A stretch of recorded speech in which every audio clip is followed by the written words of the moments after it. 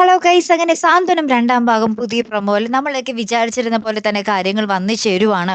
അതേ കൂട്ടുകാരെ, ആ പൈസ മോഷണം പോയതിന് പിന്നിൽ നമ്മുടെ ധർമ്മനാണ് എന്നുള്ളൊരു എന്താ പറയാ കാര്യം അവിടെ പൊങ്ങി വന്നിരിക്കുകയാണ്. അതായത് സുകന്യക്ക് വില കൂടിയ ഒരു വാച്ച് മേടിച്ച് കൊടുത്തായിരുന്നല്ലോ നമ്മുടെ ധർമ്മൻ. അപ്പൊ നമ്മുടെ ബാലൻ എല്ലാവരുടെ മുന്നിൽ വെച്ച് ചോദിക്കുന്നുണ്ട്, ധർമ്മ, എനിക്ക് ഈ വില കൂടിയ വാച്ച് മേടിക്കാനുള്ള പൈസ എവിടെ നിന്നാണ്, സത്യം പറയടാ എന്നൊക്കെ പറഞ്ഞ് ധർമ്മനെ കുറെ ചോദ്യം ചെയ്യുന്നുണ്ട്.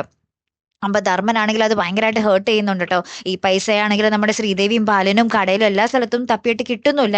അപ്പൊ എല്ലാവർക്കും സംശയം, ധർമ്മൻ ആ പൈസ എടുത്തിട്ടാണ് സുകന്യക്ക് ആ വിലപിടിപ്പുള്ള വാച്ച് മേടിച്ച് കൊടുത്തത് എന്നുള്ള ഒരു സംശയമായി.